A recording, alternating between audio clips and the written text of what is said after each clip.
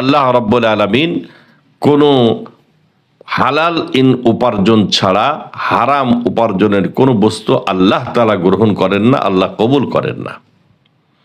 তো যে ব্যক্তি আল্লাহর রাহে এই একটি খেজুর সমপরিমাণ বস্তু আল্লাহর সন্তুষ্টি অর্জনের লক্ষ্যে হালাল উপার্জন থেকে দান করলো, তো মহান আল্লাহ রাব্বুল আলামিন এই দানকৃত বস্তুটা সুম্মা ইয়াতাকাব্বালুহা, আল্লাহ তাআলা এটাকে কবুল করে নেন, সুম্মা ইউরাব্বিহা লিসাহিবিহা কামা ইউরাব্বি আহাদুকুম ফালুবাহু হাত্তা তাকুনা মিসলাল জাবাল।